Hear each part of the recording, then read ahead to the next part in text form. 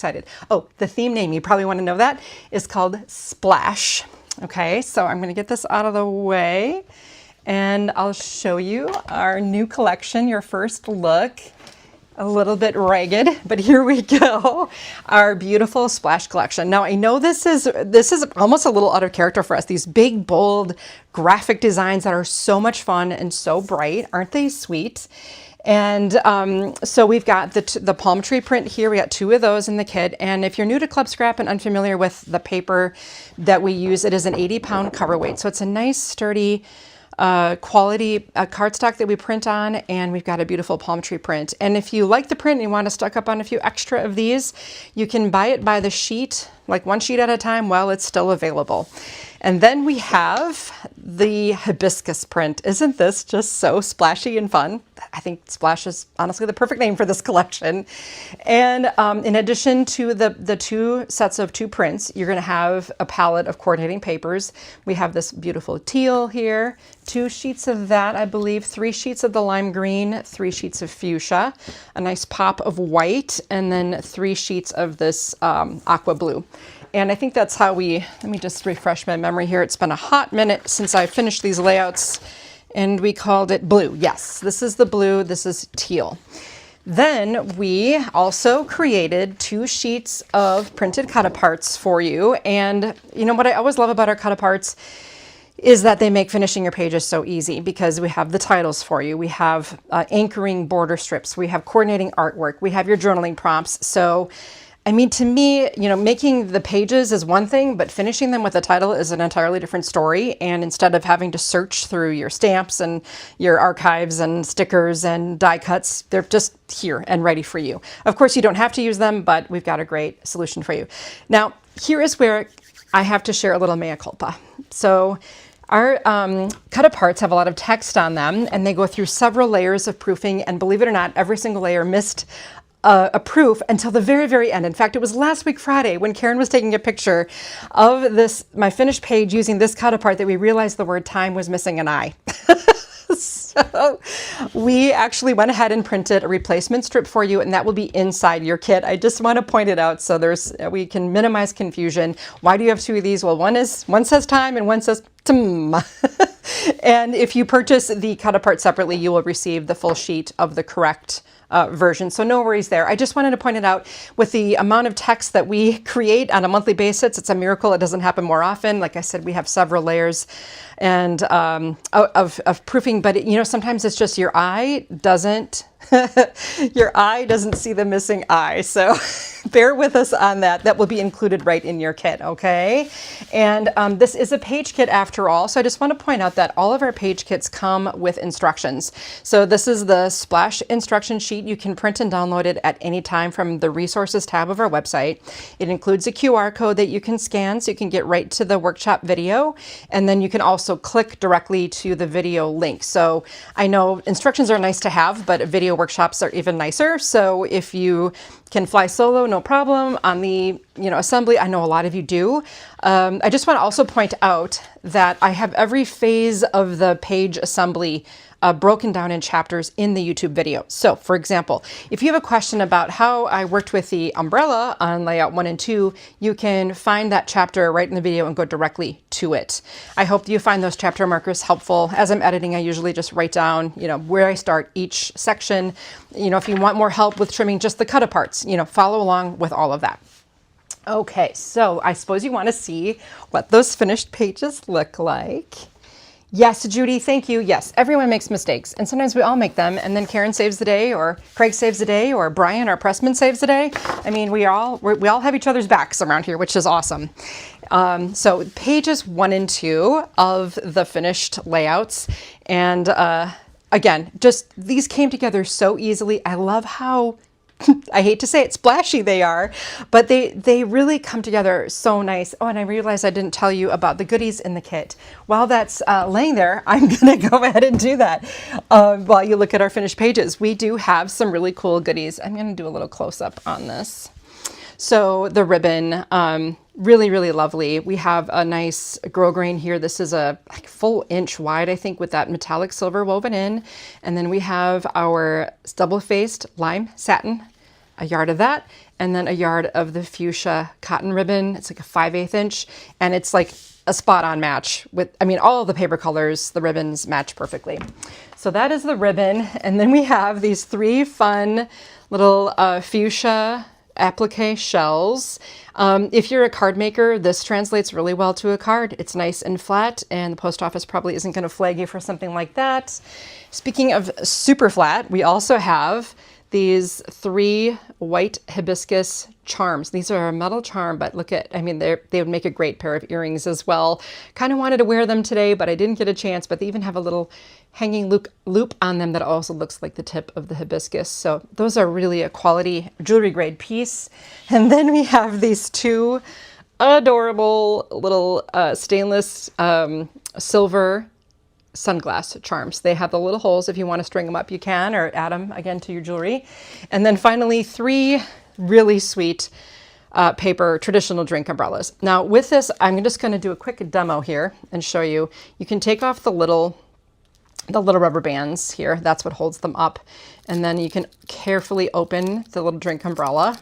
I suppose you could have used the little thing. And you've got a really dimensional item here. So I even wrote down the geography of an umbrella for this moment. So these little spines back in here, those are called the stretchers. And then this is the shaft of the umbrella, and then the end tip. So what I like to do in order to use these on my pages, if you don't want to just make yourself a pina colada as you're working, is just snip away the stretcher, okay? So just right kind of where the stretcher meets the, I didn't write down the other thing. I think that's like a spine or something. You know, there's a whole website that gives you the geography of an umbrella piece. Every piece, it names it on a diagram. It's kind of cool. So now I have separated the stretcher from the actual umbrella piece.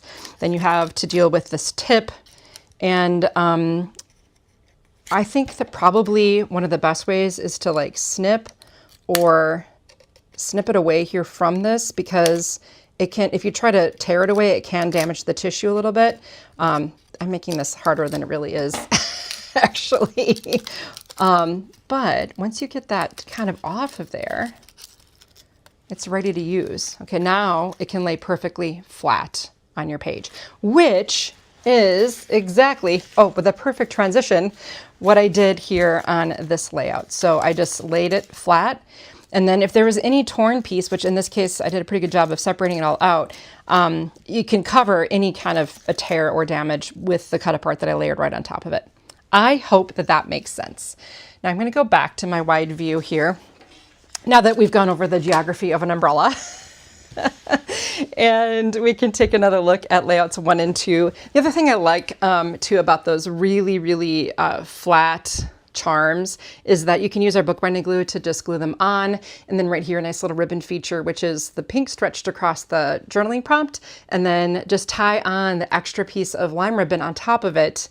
It just is a sweet, you know, variation, right? A sweet way to use your ribbon. Oh, look, it was so sweet. I did it again on layout 3.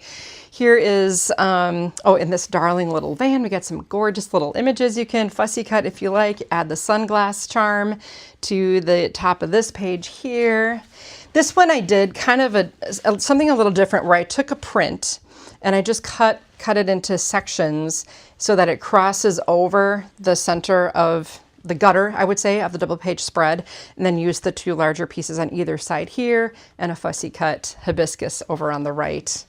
Then pages 5 and 6, I've got my 3 little shell appliques down to mimic the trio of 3 little images up here from the cut aparts. I fussy cut those. A little trick that I did in this case, do you see this ribbon stretching across? I took a craft knife and just cut a slot on the right side and left side of that sentiment, and then ran the ribbon underneath it. Just kind of it almost makes it look like a little, I don't know, like a little belt, maybe. Here, again, another flattened umbrella. Such a cute little collage here with the charm, everything going on. Then the final umbrella is on the left side of page 7. I did mount this onto the layout with some foam adhesive to give it a little bit of height. And then I made a 3-part bow here. And then added another loop of the fuchsia ribbon. I think that's a really nice, sweet touch. So you basically follow, I have a video called Ribbon Basics where I cover this 3-part bow. It's pretty straightforward, and I just slid an extra loop of ribbon underneath it. And finally, page number 8, just a little ribbon twist. I like to talk about the ribbon a lot too, because we do include it in every kit, and there's just so many fun ways to use it without adding a lot of bulk and weight to your pages. Okay, now as promised, when I started this video, when I got all my cameras going, I shared that I wanted to show you how I go about finishing my layouts with pictures. So I'm going to do that with this splash kit. I'm going to start with layouts 1 and 2. And I had a whole stack of photos from a recent trip that my husband and I and our grandson took to the Dominican Republic. And there was one day where my grandson and my husband took scuba lessons at the pool. I thought that would be a perfect thing. Plus, I took a picture of this really pretty water cocktail drink cooler thing. I grabbed that. Now I have a series of these smaller areas and then 2 horizontals and 2 verticals. So if I just take my pictures, and usually what I do is pick my favorites. Well, first I'm going to look at orientation here. I got 2 nice vertical photos for that spot. Then I've got 2 larger, so I'm going to pick my 2 favorite larger pictures, probably this one where he's smiling and this with the instructor. And then I have these 2 smaller spots here for them. I'm going to maybe, this one's a little wide, but how wide is it really? That is where I bring in my grid ruler, okay? So I've got this spot right here. I'm just going to check your comments, see if there's anything I'm missing. Okay, so I'm going to take this 8x8 grid ruler and hover it over the spot where I want that photo to go. And then I can either look at my instructions too. That tells you the size the photo needs to be. So the width here is currently 3.5. So I just subtract 1/4 of an inch of that. And then my photo is going to be 3.25 by 4. Well, if I want to check how, let's say this image is going to work, if I crop it to, what was that? 3.25. Put my ruler over here, 3.25. Everybody fits. If I put it over here at 3.25, everybody still fits. I can see that I'm not cropping out anything, just these people in the background. So either way, no big deal. Then, you know, I have that big, I'm going to grab my other trimmer. I have that great big Fiskars trimmer that I really insist on using when I'm doing the big stuff. But then I have this little, like, what was important to me about my mini trimmer is that it went at least 6 inches so I could trim my photos whether they're vertical or horizontal. I really do want to measure even when I'm doing this. So remember I said this needs to be 3.25 inches wide. So I'll just grab my little trimmer and I'll just cut a little off the end there.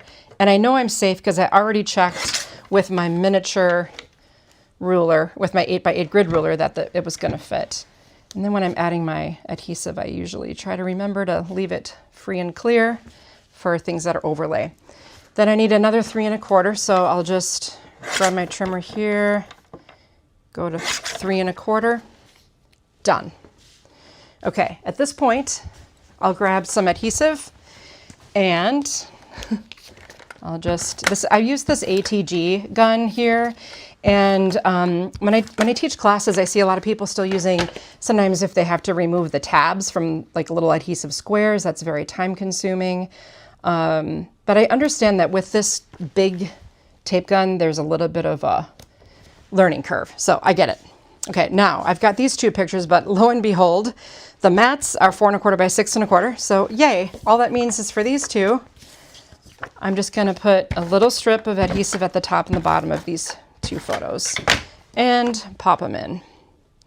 Now let's say I didn't have 2 vertical photos. I can easily take 2 horizontal photos, for example, and make them fit just by cropping them, okay? So don't worry too much. You can always adapt to put vertical or horizontal photos into vertical spots because you can get 2 of them in there.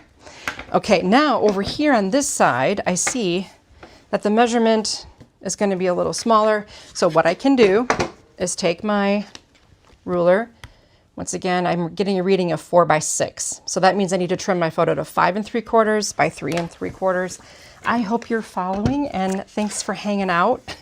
3.75 by 5.75. It doesn't take much off at all, just 1/4 of an inch. And same thing here. 5 3/4 by 3 3/4. Now, I know a lot of you, and I've seen it with my own eyeballs, don't measure, but I realize it's an extra step, but in the end, it's going to save you some time because you won't be eyeballing and then missing and then having to shave off more and more from each side until maybe you get it right, or the reveal isn't consistent and it just doesn't look as neat and tidy. Okay, now I have this fun little picture of my mug. It's really a cool mug. And instead of putting it on here, I'm actually going to come in with scissors and I'm just going to take it out of the scene here because I think it'd be kind of cute. This was a little last minute idea. So I know this is maybe a little bit of a dated technique, but I thought it would be pretty cute because while the boys were taking their scuba lessons, I was just enjoying my time at the pool. All right, so that'll be kind of cute in there somewhere. Oh, there's my little umbrella. Just make sure I'm not covering up anybody. That's kind of cute. And then over here, I want to point out too that just because there isn't another mat, I still have one more photo maybe I'd like to try. And I think it would look nice below this. And I want it to sort of match the width of what I have here. So if the photo is 3 1/4 by 4, I think we're good. So grab my little portable trimmer here, trim it to 3 1/4. And now I can add that right below, and I think it still looks really nice. So, you know, just kind of do your own thing too, make it yours. And my layout is complete. Cool, right? It's all done, it's all ready to go.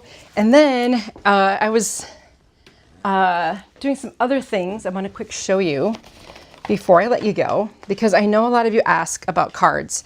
And no, we don't, does not have a card kit version, but I already took some instructions and I did some trimming about 5 minutes before I went live. And I wanted to show you what I did and what I plan to do. So here already I selected papers and I grabbed the stained glass card kit instructions, and it says yellow, blue, black, and red, yellow, blue, black, and red, print, print. So I trimmed teal, blue, lime, and fuchsia.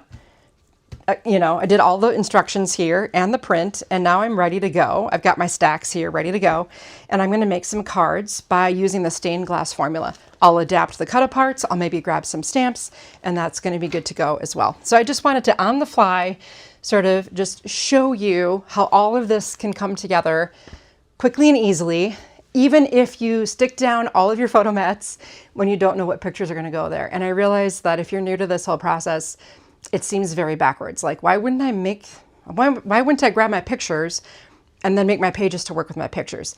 If you flip that and do it backwards, you'll be so much more efficient with everything that you do. And I bet a lot of you that are here can verify that. Let me just see if I have any fun questions to answer. Yeah, cute how I did the cup. Thanks, Judy. I'm glad you liked that.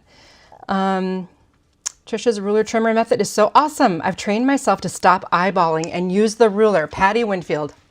Thumbs up on that. That's awesome. Yeah. Okay, good. I'm glad that you liked that I showed how I finished them. And that's basically how it goes. And I remember too, in rushed circumstances, like I remember going with Karen to Detroit area for the Mega Meet in May. And by the way, we're going again. We were in the hotel lobby and I wanted to have a few more pages completed with pictures because that always helps kind of connect the dots for people. And I cranked out, I don't know how many pages in like an hour. It's so much faster. I promise, promise, promise.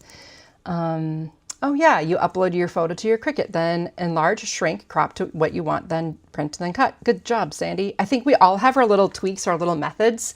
So whatever, I love that you're sharing what you do as well. I think, you know, whatever we can do to help and encourage each other to get these memories into our books and preserved is always a win. By the way, don't forget to do your journaling. Like add at least the year and maybe where you were, because it's amazing how our memories fade, isn't it? Okay, I think that's all I have from the warehouse today. And by the way, I just want to point out that I'm wearing this, it's almost an antique now. This jacket belonged to my mom and she passed away in 2011. I know a lot of you met my mom, but I loved this jacket. I've kept it all these years and I thought today would be a great day to wear it. So this is for my mom. All right, everybody, thanks again for joining me, and I will see you again very soon. We've got another spoiler coming up in a matter of weeks. So we got a lot to do around here. We're going to get back to work, and thank you again for joining me today.